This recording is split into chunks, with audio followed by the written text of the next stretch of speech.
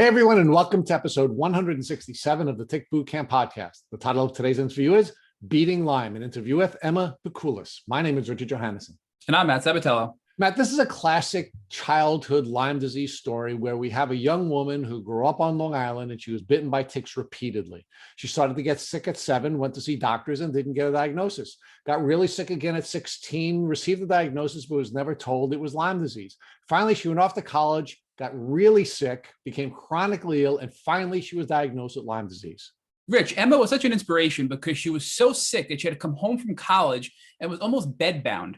But shortly after, she was able to go back to school and do a semester abroad in Europe after finding a game-changer treatment that she shares in this podcast interview. And now, without further ado, I'm really excited to introduce to the Tick Boot Camp community, Emma Pikoulas. So, hey, Emma, welcome to the podcast. Hi, I'm very excited. So we're really excited to have you too. But Emma, one of the things we do when we have Long Islanders on our podcast is we issue a trigger warning because we butcher the English language and it really is uncomfortable for many people to hear us all together. So you and Matt and I are all Long Islanders, native Long Islanders, and we are going to butcher the English language. So recognizing that we're going to mess up the pronunciation of just about everything, Emma, and that apology issued in advance. Talk to us about where you live and where you grew up. I live now in Manorville in Suffolk County. I'm way out east in the Pine Barrens. I grew up, though, in Nassau County in Wantua and Massapequa, where I hiked. I lived in the backyard. I lived on the beaches, and I got tick bites almost everywhere I went. Hiking, beaches, Tobay Beach. And then when I was 10 or 11, we moved to Manorville, which is very woodsy, and deer in my backyard all the time. Got bit a couple of more times then, but never really any major symptoms. Little things that I didn't know were symptoms.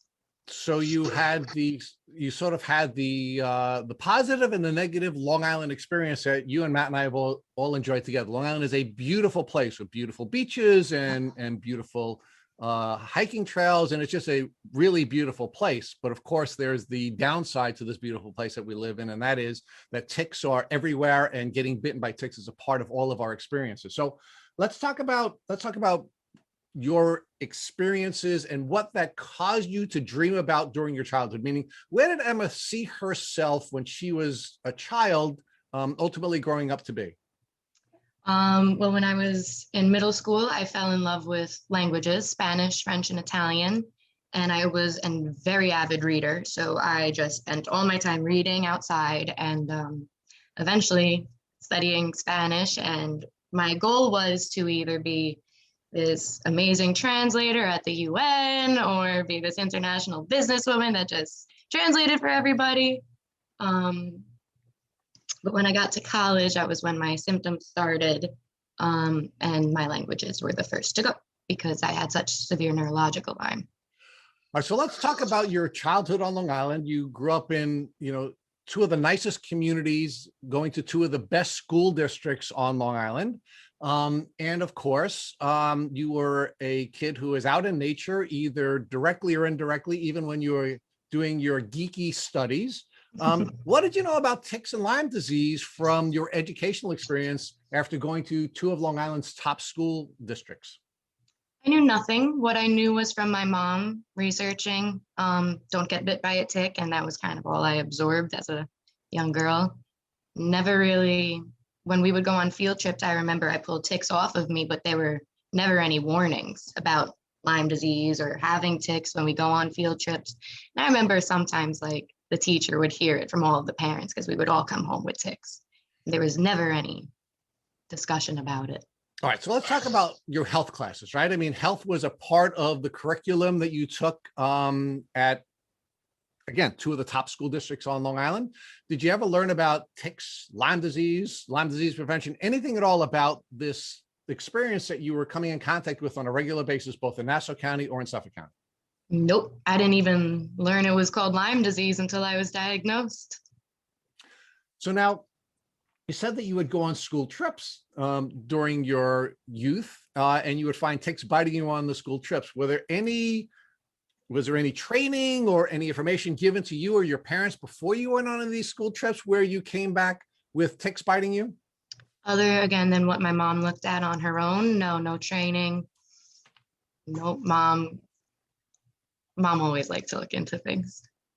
Okay, but let's talk specifically about what steps your mom took because she was either given information from the school district or from information that she had learned in her effort to be a good mom. Were there any steps that you took to prevent yourself from being bitten by ticks? Meaning, were you using any permethrin sprays on your shoes? Were you wearing any particular types of clothes? Were you engaging in any checking techniques? What were you doing? Tick checks were always very big in my house. Every time we went hiking, there was a tick check.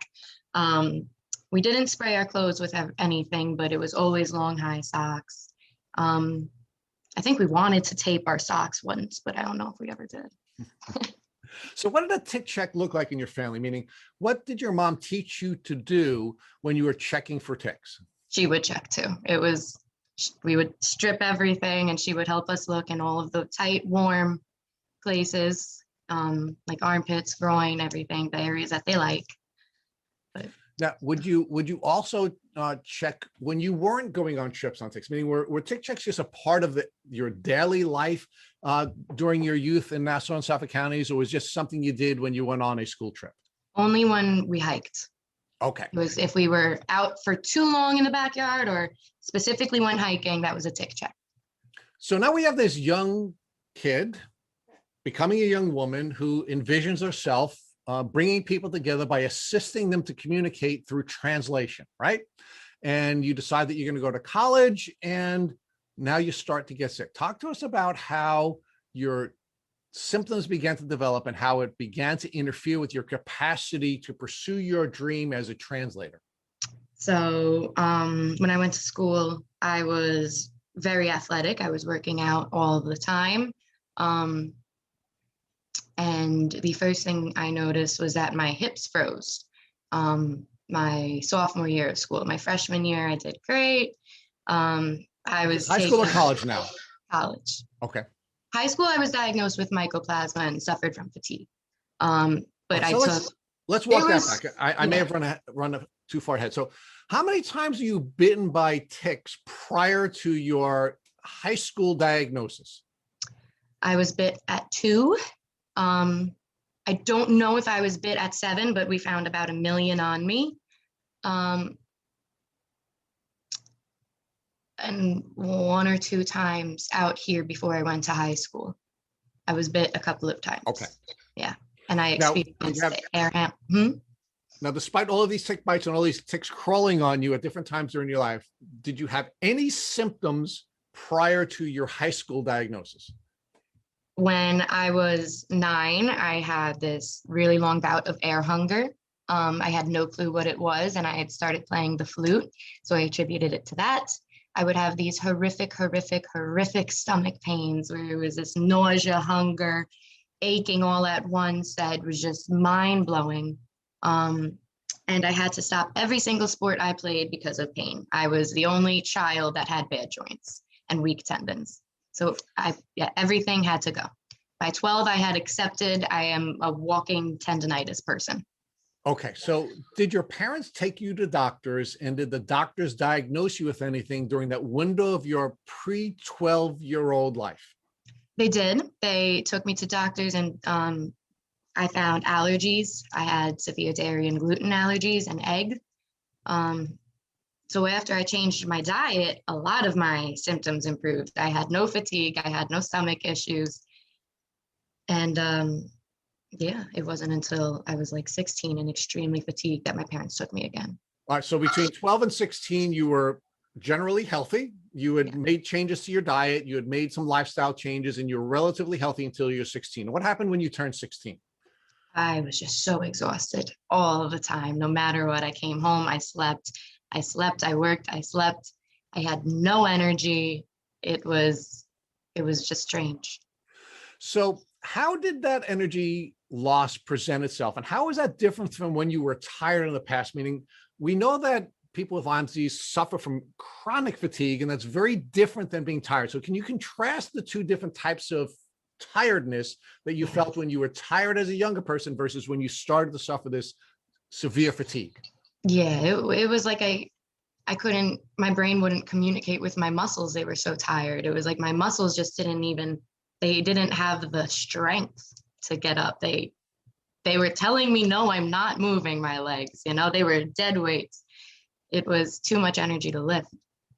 Now, what impact was all of this fatigue and the symptoms that you were developing having on you socially? Meaning, how were your friends treating you, and how were people who were not necessarily in your friendship circle treating you, since you always seemed to be the sick kid?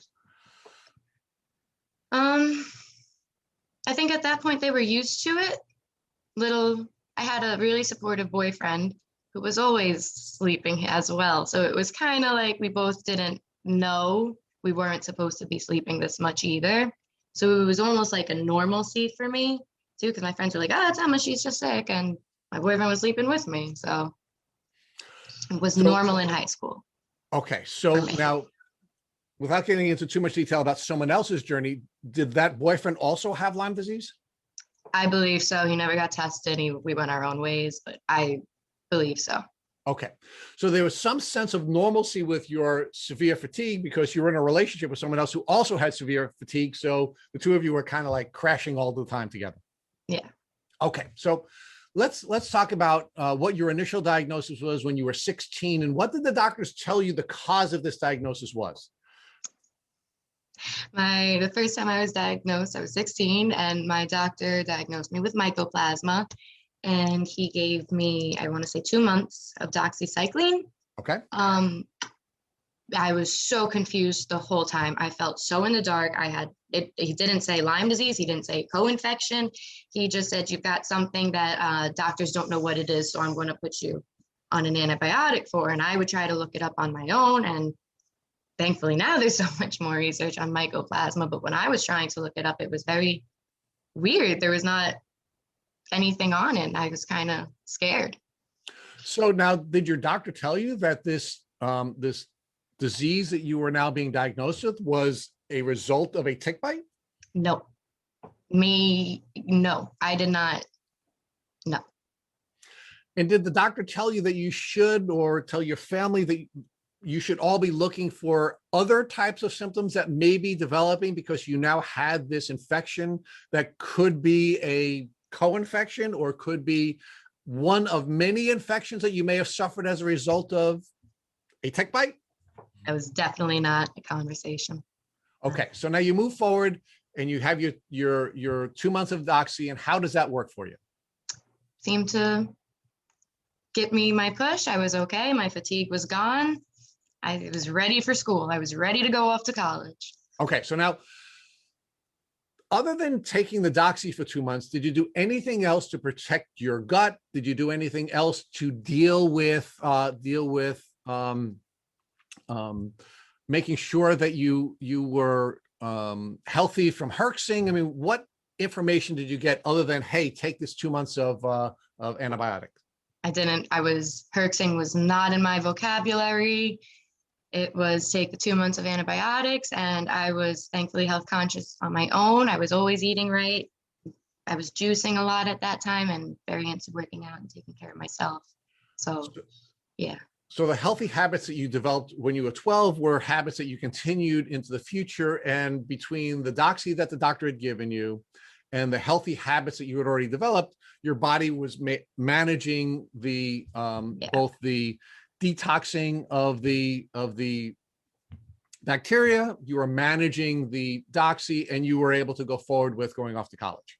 Yeah, at the time, yes. So you go off to college, and your goal again is to major in foreign languages, and you're going to now bring people together by assisting them with your interpretive skills, right? Yes. How'd that work? I didn't. Yeah, my first year was great. I loved it. I was so excited to be studying and piling on as many classes and credits as I could. In between my first and second summers, I was working as a waitress, and I started getting this horrific knee pain. But I would work like 14-hour shifts, so I just was like, Emma, stop working so much. But it was really, really intense.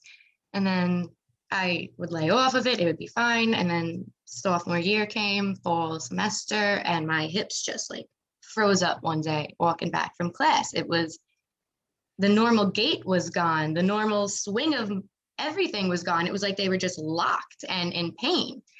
And I just started rubbing my right hip out all the time. And my friends just kind of like would look at me weird, like, all right, Emma's in pain. Like, oh, they didn't really know me. These are new friends. And thankfully, my mom would send me to masseuses, and they were like, your hip joint is completely locked. Like, you need to do something about this. We can't help you.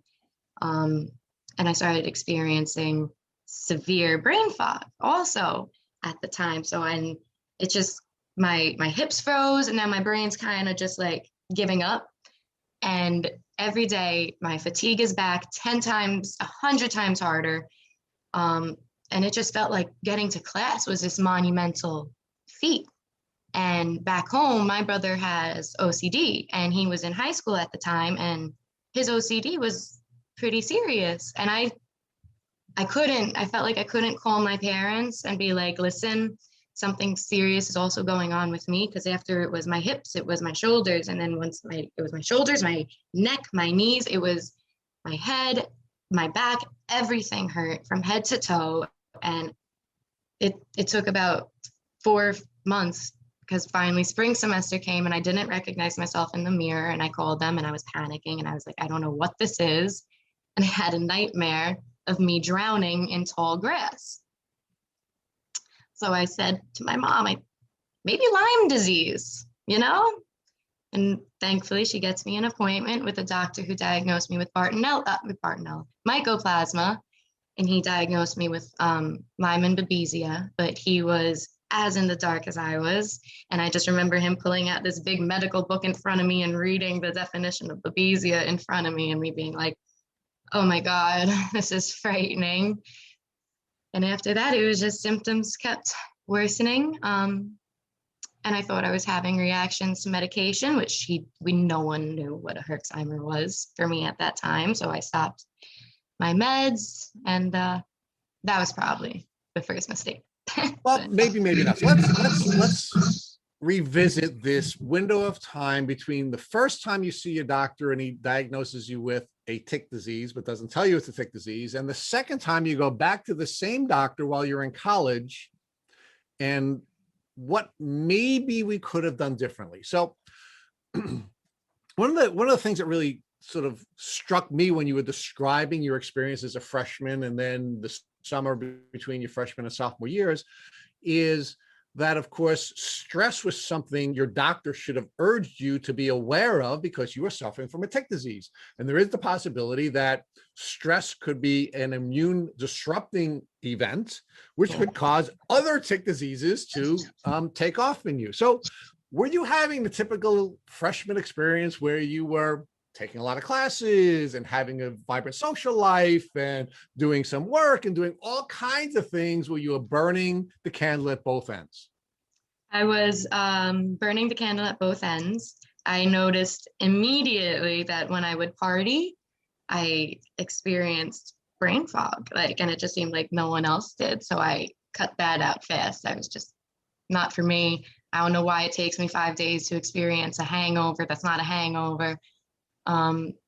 But I think my stress came. I was still seeing the boyfriend in high school, and we were long distance at that point, and he broke up with me in a very surprising manner, where I came home one day to surprise him, and he just looked at me and he's like, listen, we're done. And we were together for 3 years. So for me, that was also after I was during finals, and I had a roommate experience, as many people in college do. They have to switch roommates. I had a crazy stressful roommate situation. So I switch rooms. My boyfriend at home breaks up with me, and then it's finals, and now my knee's on fire. And I think I got a final tick bite at school because my mom went to visit me, and there was a bullseye on my neck. So, and that was the only bullseye I've ever gotten. So let's pause there for a second. So you believe that you were reinfected by suffering another tick bite between the time that you left for college and the time you now came home for the summer after your freshman year? Yes. Yeah. Now, did you find the tick biting you, or do you believe the tick was biting you because you saw the bullseye rash? I believed it because my mom found it on my neck, and I went to the school nurse. the next day and they gave me some fungicide cream. There was no discussion of bullseye, Lyme, and I was in the Hudson Valley and it should have been the first thing. I got a fungicide cream.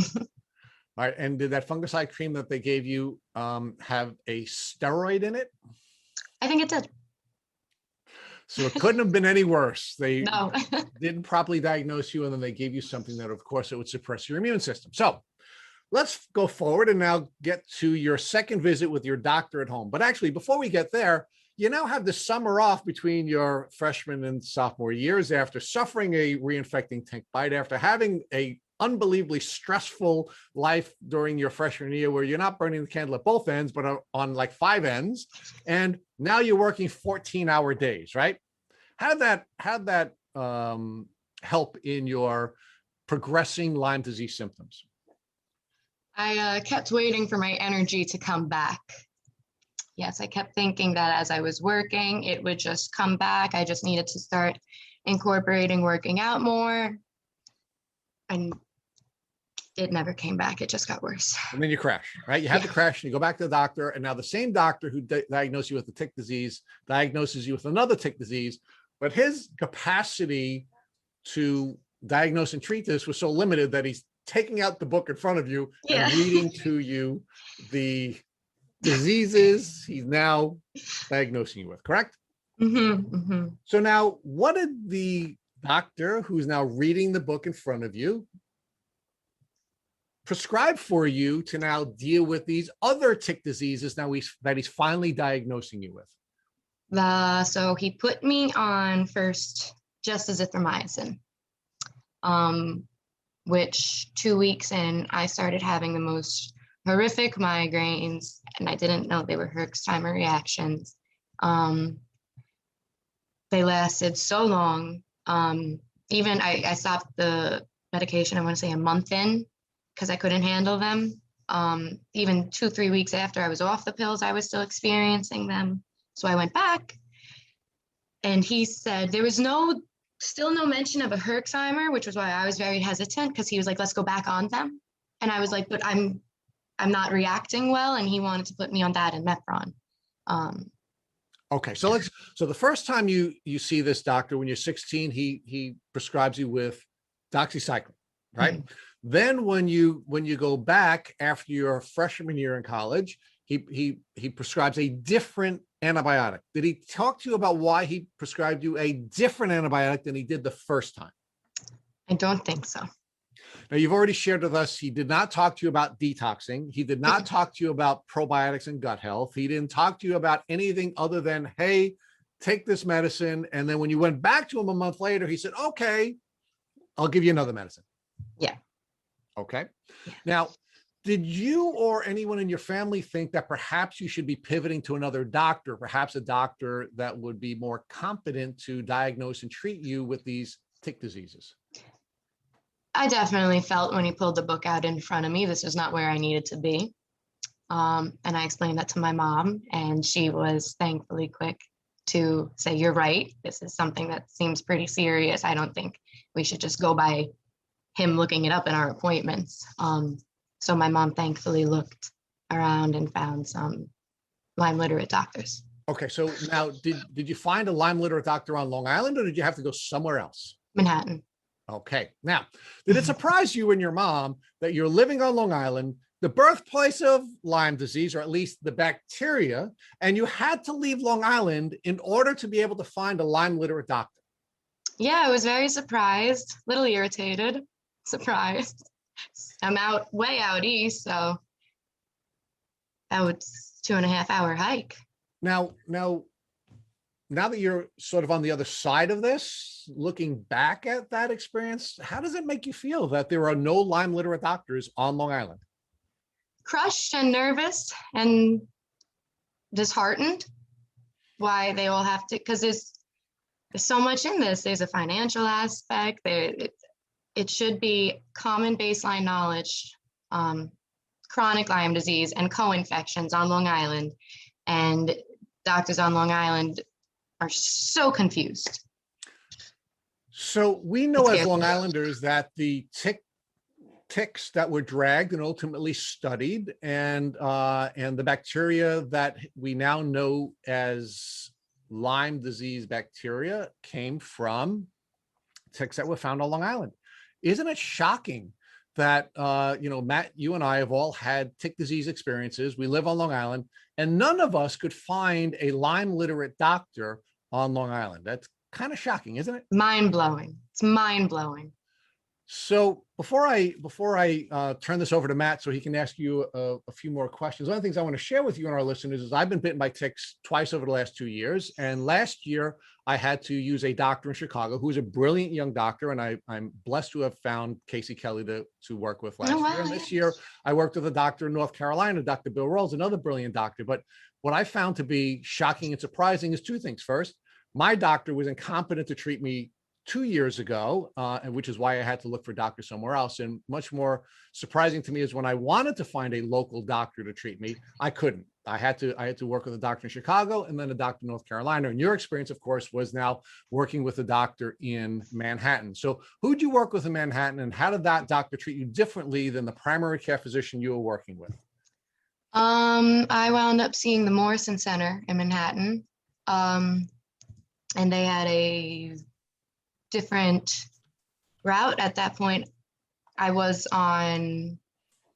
It took me a little bit to get in with them. So I had been on a bunch of antibiotics. So when I went there, they took me off all of the antibiotics and just put me on IVs, supplement boosting IVs, immune boosting IVs. And that was kind of how that went for a long time. And biofilm busters. Yeah, it was just kind of 5 days a week. You're on an IV 8 hours a day, which got me somewhere. Emma, talk to us about what your symptoms were like when you went to the Morrison Center. So how sick were you at this time? So when I went to the Morrison Center, I was at my sickest. I had no memory. I had finished my second year of college, and I was speaking. I had to give Spanish presentations in my Spanish classes, and I would just start talking in Italian, and I would just see all my classmates' faces getting really like, what is this girl saying? And I'm like, how are they not understanding me? And my professor's in the back of the room mouthing wrong language. And at work, where I would work, I was a waitress there 3 or 4 years. And one day my boss asked me to get a knife from the back closet. And I totally, in one moment, didn't know where I was and walked into the men's bathroom. And they found me on the camera and called me into their office. And they were like, why are you going in the men's room? And I was just, I am so sorry. I totally forgot where I was. And they were like, that's a little alarming. You've been here some time. This isn't a big place.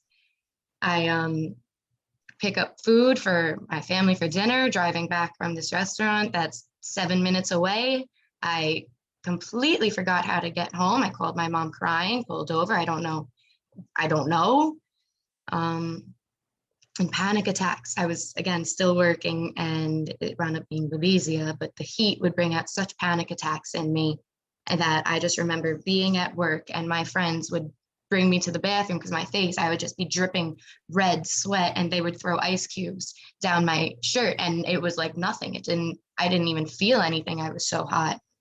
So my memory, my pain was at its worst. Working out was gone. And I started gaining weight, which for me was never, I ate so clean. So it wasn't, I just didn't understand how. And vertigo, my God, it was, my brain just became, it was depersonalization. I didn't feel here. I felt like I was in a dream. I just felt like I was literally pretending every single day as no one needs to notice that I'm like not here. My brain is on TV static. And so when I got to I had fallen once from being so dizzy. So when I got to the Morrison Center, I was a wreck. My body, it felt like had failed me. So talk to us about what it was like at this actual doctor visit compared to your previous visits with your doctor who had diagnosed you initially when you were 16 and then again when you were 19. This one, again, I was in the height of my symptoms, so I had a massive panic attack before and after, just because it was the summer and I was hot. And then I was very nervous because it just seemed a lot more real. IV sounded like a serious thing. And while I was happy to be heard, but there was almost like this toxic positivity to it where it's like, you look great, you're gonna be fine. And it was like, okay. And I had to leave because I was not fine. So. And you mentioned they put you on IVs for 5 days a week. So was this IV antibiotics and supplements, or just primarily supplements to strengthen you at first? Mostly supplements. I only did one IV antibiotic. It was all supplements. Yeah, minerals. And talk to us how you felt from these supplements. So were and I guess before we even get there, were these supplements done outpatient at a hospital? Did you have a PICC line or a central line put in that you were doing yourself? What was the process of you actually getting these IVs on a daily basis throughout the week? I was commuting to Manhattan from Long Island every day, 2.5 hour train ride there and back. And then I wound up going back to school and doing the same thing from New Paltz, which is 2 hours away. So with complications or delays, which there always is with the Long Island Railroad, we're talking over 5 hours a day to get you transported to and from Manhattan just to get your IV drips for your supplements. And I have to imagine that took a toll on your health as well, just driving and then getting on the train and commuting and that probably made you feel even worse. Yeah, it felt like I was just being managed. Did you feel any positive benefits from these IVs that you were being given to strengthen your body? Yeah, they gave me strength, they gave me energy, and some joint pain went away, but it definitely did what it could. Yeah. Do you recall any specific types of supplements or vitamins you were getting? Was it a Myers cocktail? Was it glutathione?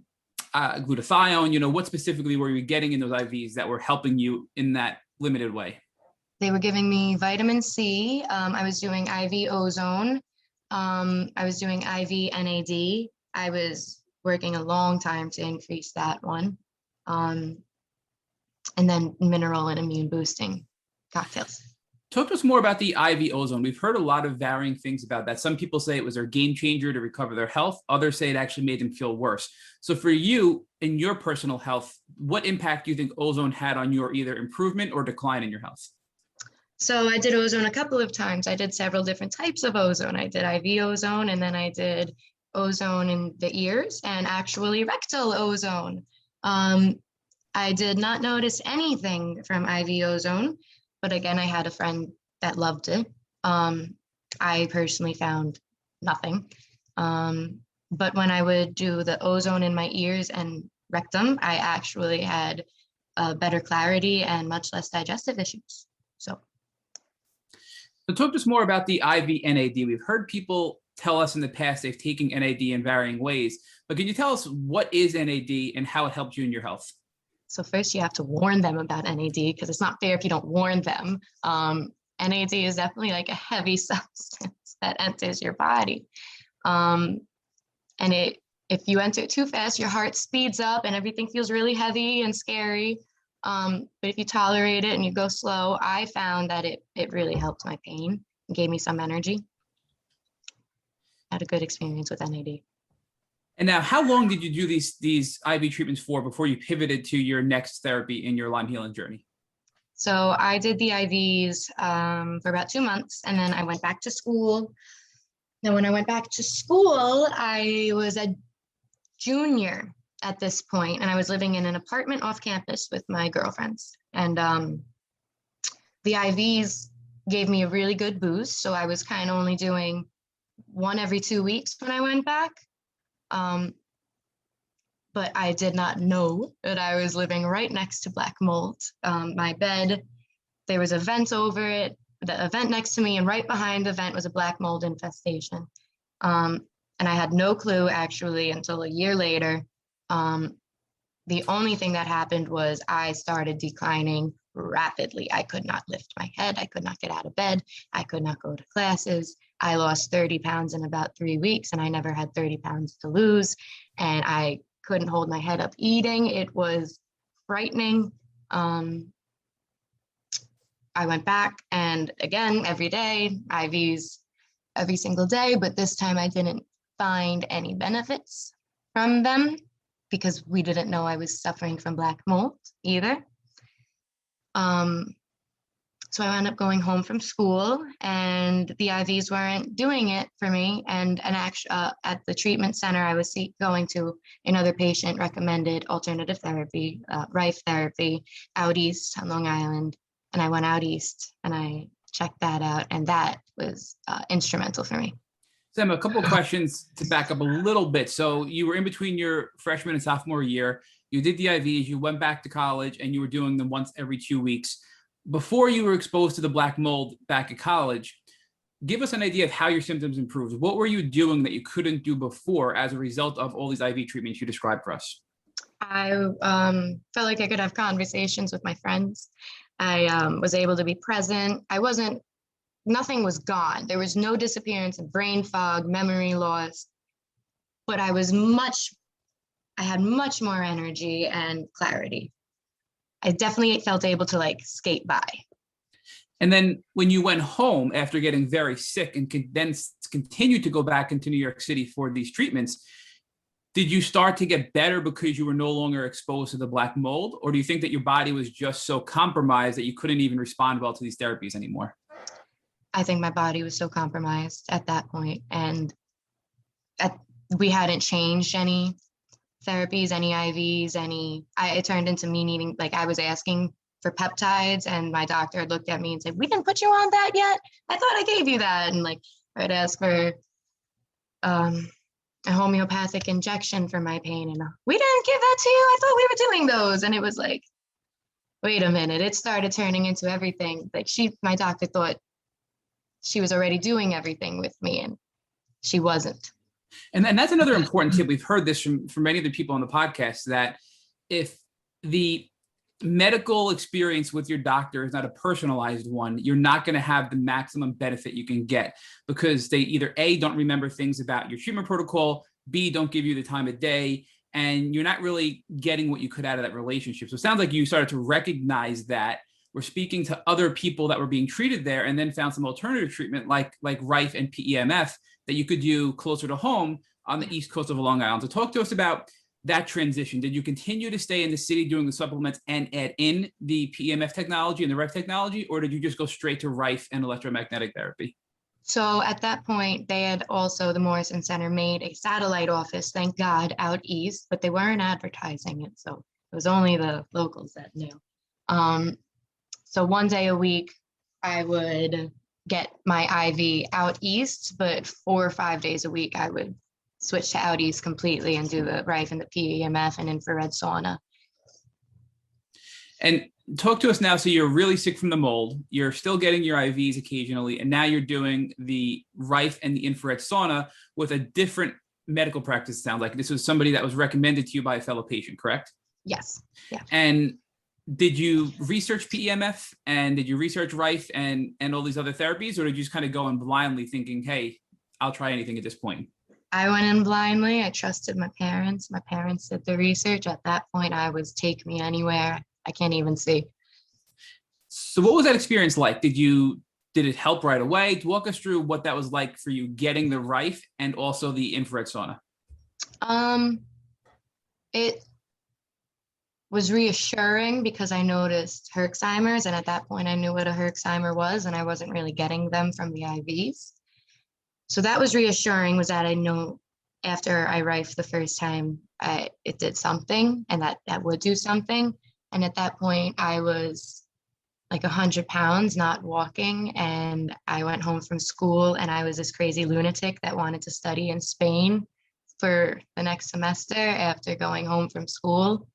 But I made it because of the Rife. It got me once a week. I would Rife for Lyme, and then I would also follow the protocol for my other co-infections, which that's something to talk about too, because I was withheld co-infection results for over a year, which just set me back so much. But so I'm sorry to stop you there, Emma. Can we talk about that now? So what do you mean you withheld results for your co-infection? So are you saying that your initial doctor that treated you when you were 16 and 19 tested you for co-infections but never shared the results with you? No, the Morrison Center, when I went and they did my whole lab write-up. They did not upload my positive Bartonella results for a whole year until I was switched doctors in that firm. So they didn't upload them to your online account, nor did they tell you that you had any of these co-infections. No, they told me, yep, you're still positive in Lyme, Mycoplasma and Babesia. Bartonella did not come up until I saw it on my own, and I printed it out and handed it to my new doctor, and he was like, would you look at that? And who is this new doctor? Is this the alternative doctor that you were treating using Rife? Yes, he was a physician's assistant at the same Morrison Center. Okay, so now you're home from college in your sophomore year. You're getting better through the use of Rife and infrared sauna, and you're still doing the IVs, correct? You're still going and getting the IVs from the Morrison Center out east in the new in the new facility. Yep. You get better, and you decide you're going to go overseas and do a semester abroad. It sounds like. Yes. Walk us through what that's like. So, how are you still going to do Rife when you're overseas, and what other treatments are you doing to keep your Lyme and co-infections at bay while you're studying overseas? So that was intense. My best friend thankfully made all the living situations, called everyone, listen, I'm living with my best friend, but she's seriously ill and needs me. And we had figured out a way to transport all of my electrical equipment. My Rife is not a light machine. There's 3 parts to it. And then there's 2 coils, and you need a transformer to convert the wattage. So that was tough, but I was determined, and all I could think was, if I'm going to feel like this, I've wanted to do this my entire life. I'm not going to let anything stop me. Probably better food too. And I Rifed over there, and I gained the weight I needed to gain. That was very big. My parents were very frightened. My mom visited me though in the middle of my trip, and she brought me more supplements. I was giving myself injections. So we had like 5 TSA notes for everything. They didn't even look. It was really funny. But I came with pills, potions, herbs, injections, syringes, and I made them last. So Emma, give us some detail here though. So these pills, potions, injections, etc., that your mom was bringing over for you, who are these prescribed by? Were these just found as a result of your mom researching? Were they prescribed by your new alternative doctor and the physician's assistant out east? Yeah. And what specifically were they that you were using? So I was seeing the physician's assistant out east, but also the, I guess, nutritionist that was in charge of Rifing. And she was giving me herbs, herbal supplements like Eutenia, Cryptolepsis. Before that, I can't remember their names, but I remember it was like AB1 that I took. And the herbs definitely had a strong reaction. I remember what 1 drop could do. I was taking peptide injections, and I took Alinea. Alinea was like my best friend when I was in Spain. Emma, what is Alinea? Alinea is an anti-parasitic medication. It's really good for Babesia, and it's, I think, also a biofilm buster.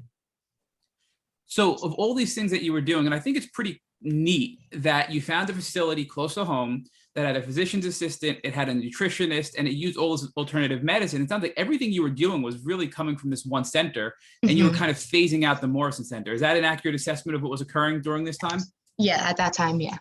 And then walk us through, if you have to look back, of all the herbs and all the supplements and all of the tinctures that you were using, is there anything in particular that you remember that stands out that was very helpful to that helped you feel better while overseas that you can share with our audience? Definitely the Rife machine. The Rife machine continued to get me improving. Did you ever try anything like the amp coil? I know it's very similar to Rife. Have you ever tried anything like that? And can you give us any feedback on that if so? No, but yeah, I used a coil from the Rife. I don't know if that's separate. I guess why try something else if you're having success, right? Yeah. So, okay, so now you're in Europe, and it sounds like you have a pretty good time there. You managed through, and walk us through what happens next. And are you getting better? Are you getting worse? Do you come back to the States? What happens now? I was getting better. My Rife broke in the middle of my trip. So at that point, I stopped getting better, started kind of getting sicker. But thankfully, it was the last month of my trip, and I just noticed how, I stopped. I was starting to decline again. My energy was going bad. Pain never went away, but it got a lot better. I was able to go on walks with my friends, but when I left, not so much. And I came back and dove right back into rifing. Now, when you came back, was this a full year abroad or a semester abroad? Was this around the holidays or was this around the summertime? I got back June. So I Okay. went January to June, yeah. So now you're back, you're not doing as well, and it's the summertime again. Do you go back to doing aggressive rife? Do you try something else? What do you do for that summer? You've come back and now you're not doing as great because the rife broke for the last month overseas. So I did aggressive rife because at that point I finally got my Bartonella results. And I was rifing Bartonella every day and Babesia and Lyme and Mycoplasma. And I didn't realize AMP coil is pulse electromagnetic therapy, is it? It So is, yes. We wound up buying a mini version, the Pulse X it's called, and I was doing that daily for the whole summer, every single day, rifing, PEMFing, my life. It really sounds like the electromagnetic therapy helped you the most so far. So talk to us, like, can you explain for us exactly, or in general words, why that helps with Lyme and co-infections and all these other things? How does frequency therapy help treat Lyme disease? So it's under the, I guess, theory that everything expels a frequency, including our own pathogens inside of us. So if we can meet that pathogen at that frequency, it's fun to watch online, the videos of these pathogens combusting and dying in petri dishes once you match their frequency. So it will literally explode the pathogen. Yes. So now you're hardcore PEMFing when you get home. And now you're going back to now, I guess, your junior year in college, right? This is my senior. Your senior year, I'm sorry, right, your senior year. So now walk us through that. Are you feeling better? Are you able to get through your senior year of college? How did that year go for you? So at this point, I'm starting to get nervous because it kind of seemed like everyone for me was talking about like an end date in my healing. Because I'm a senior now, and like my parents are like, so you'll be good for masters next year, right? And I'm just like, what if I'm not? It's been 2 years already. So I am very aggressively going after my illness. And my doctor, I finally got the CDC approved Lyme disease. I showed up like 11 bands of Lyme, and I was put on IV antibiotics. And I had an intense reaction to the first one. I had an allergic reaction. I was so itchy. I was so red. They had to watch me. And by the second one, which I was surprised that we even continued, I had a cough that wouldn't go away. And this was a couple of months before COVID. This was like October, November of last year, 2 years ago, I guess. Wow. And I was put on oxygen for the cough. And thankfully, and my IV also went after respiratory infection, so it cleared that right up.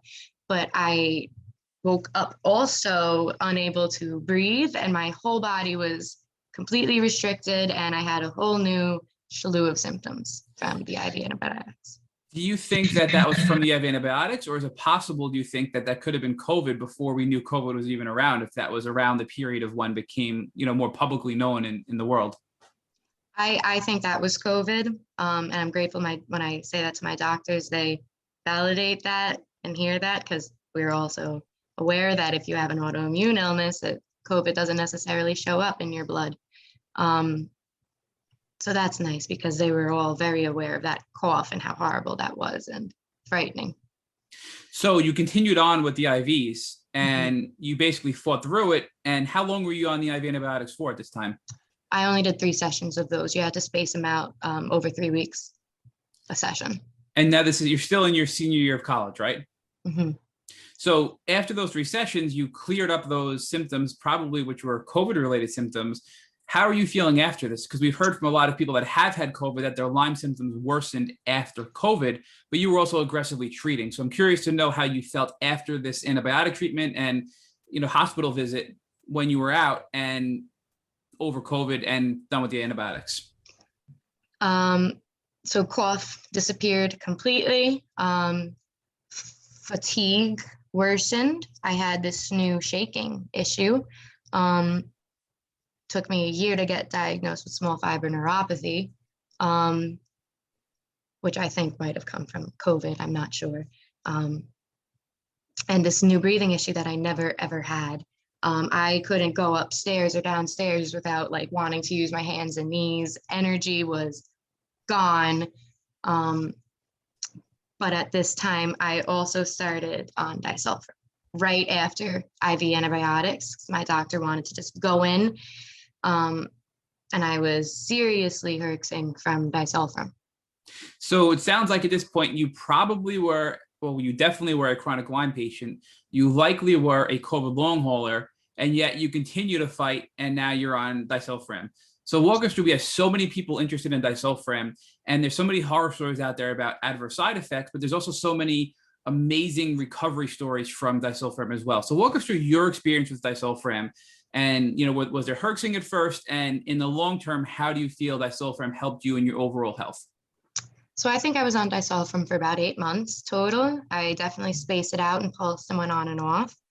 First 2 months, I didn't really feel anything other than the worst fatigue in my Lyme journey. I would wake up crying, I didn't sleep at all, and I would just cry because it was the only thing I could do throughout the day. I was so tired. It was like my body was just 2 months. And that was what my doctor kind of warned me I was going to feel. He said, listen, 2 months, it's just going to be fatigue.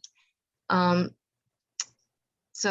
after 2 months, I would take disulfiram, and within a half hour, it was like my muscles were lubricated, and it was the only medicine pill that did that for me.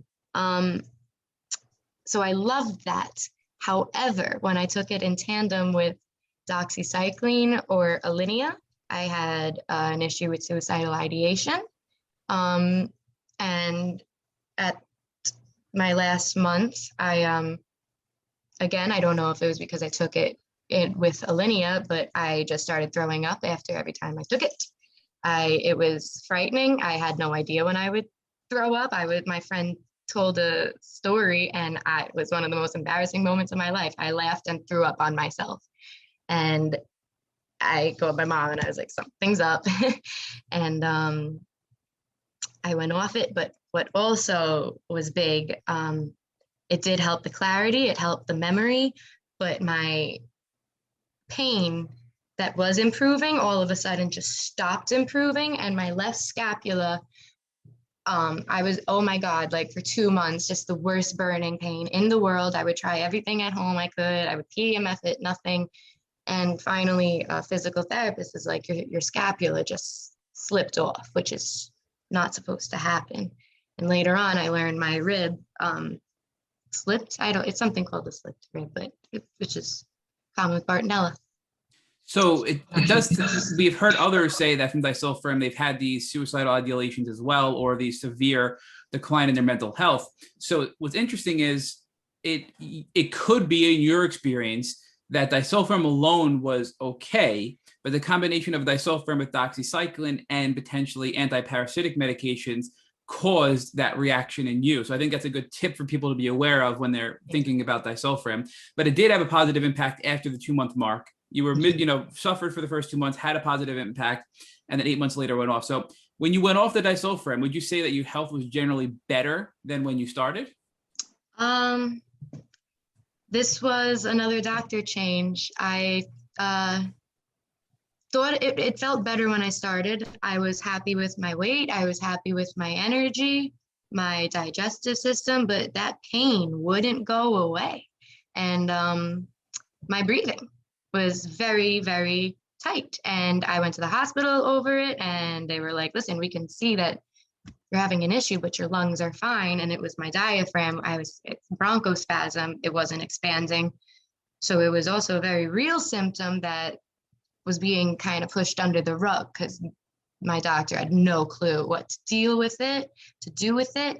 And he wound up looking at me saying, listen, have you tried acupuncture? And it was like, I can't breathe. Acupuncture is not going to do it for me. And then I did try acupuncture and it didn't do it. So it must be hard, though, identifying which of these symptoms would be potentially Lyme related, co-infections related, mycoplasma related, versus maybe long-term effects of having COVID as well. So it's probably a struggle that you face with your doctors. Now, throughout all this, were you able to graduate college in your senior year? I mean, this seems like a really difficult time in your life. Walk us through that part of it. that was tough. It was really tough. Not thankfully, but COVID hit my last semester of senior year, and classes went online. And if my classes didn't go online, I might not have graduated. But thankfully, I don't know how I did it, but I got through school with the help of my professors. And congratulations. That is a major feat considering how sick you were, all of the hell you went through, and yet you were still able to attend your virtual classes and get through and pass and graduate with a bachelor's degree, it sounds like, is amazing. So congratulations. Thank you very much. Thank you. So now, what happens now? So you're having this bad pain. You've improved in some areas, worsened in some areas. You're now out of college. You're probably trying to figure out, like, okay, what am I going to do next? Am I going to go get a graduate degree? Am I going to go work? But I'm still really sick. What do I do? Walk us through your mindset and also what steps you take next. So I graduated. I'm happy. I am excited. I'm able to fully focus on my healing. But at first, there was definitely I should go right to grad school.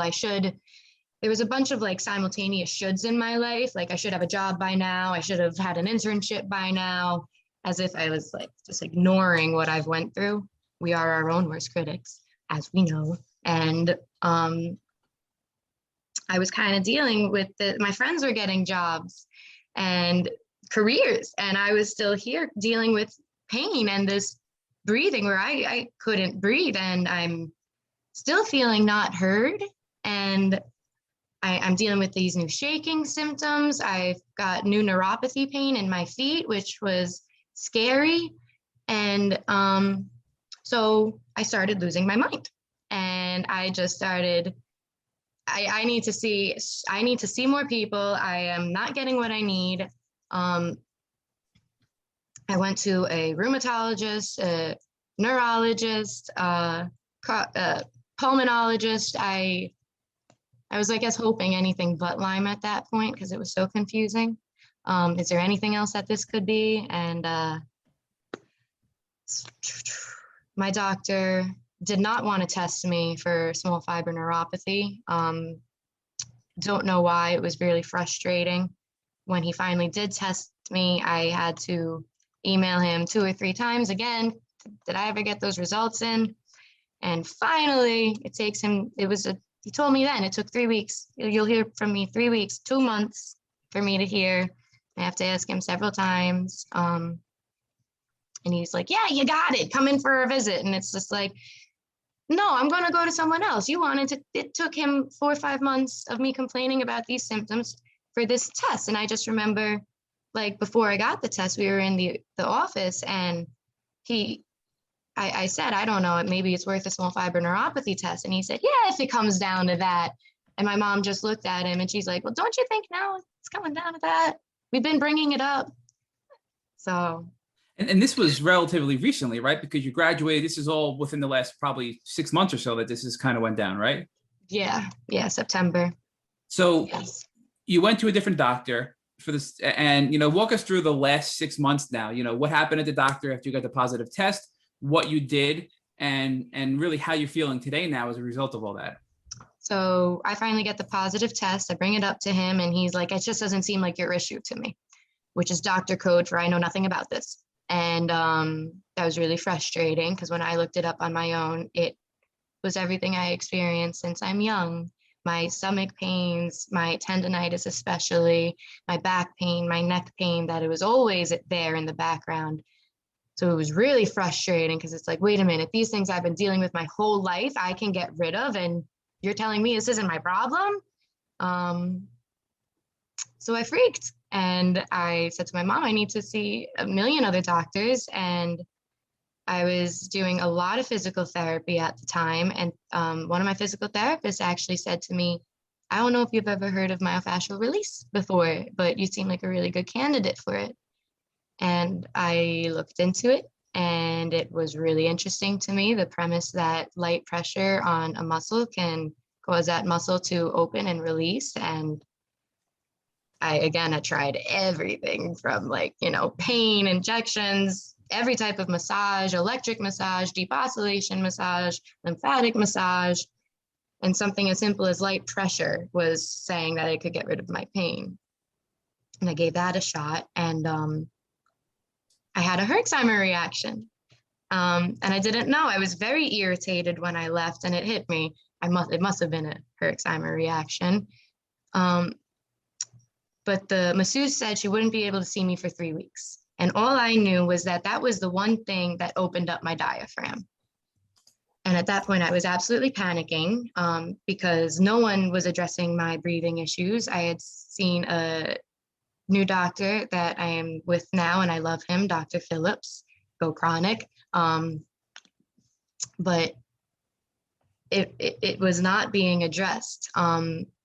So I looked again into this myofascial place, and I wound up finding this 2-week retreat for serious patients that, again, couldn't move, that can't breathe. It feels like their entire body is locked up.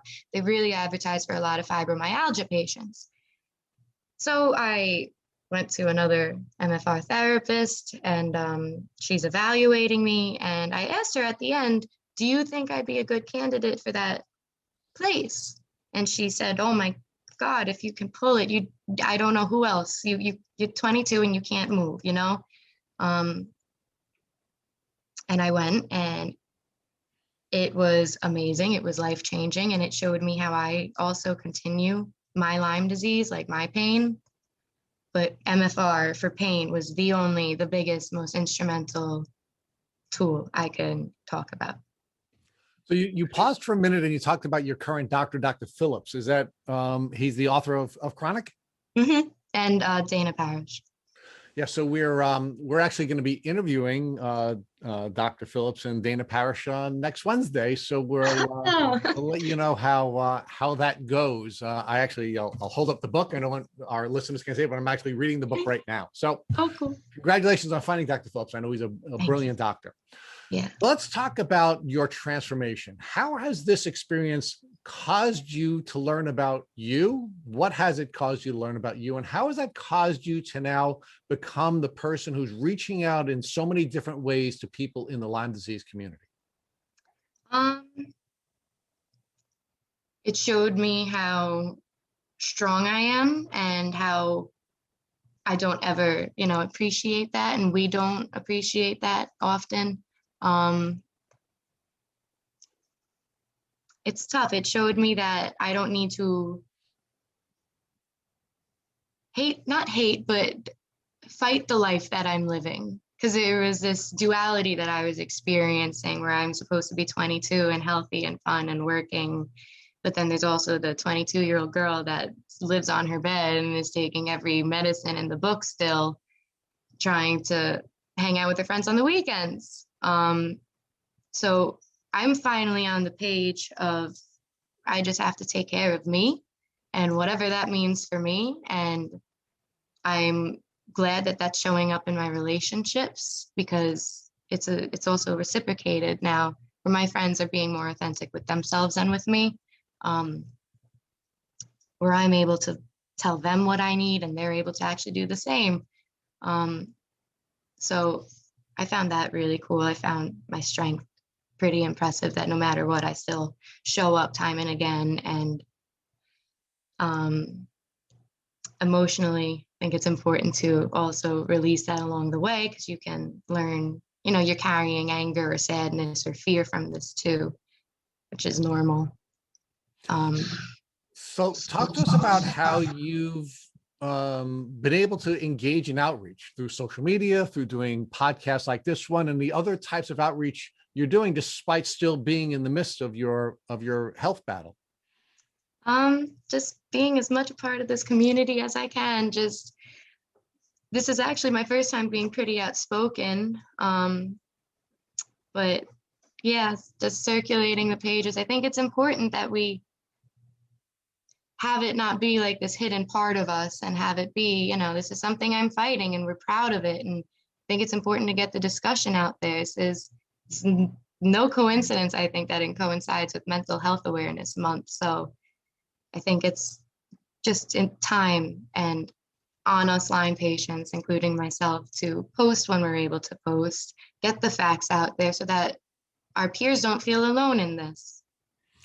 So now let's get to the final piece of this, and hopefully this information will get out to young people in a way that it didn't get out to you, so that they can protect themselves from ticks and tick disease. So now, if God forbid after this interview, your mom came walking into your room and she had a tick biting her, what would you recommend that she do so that she wouldn't have to go on a terrible Lyme disease journey? I would say go right to the doctor. Just put alcohol on that immediately, colloidal silver, clay, anything. And let's go right to the doctor. Just get you on 30 days, no matter what.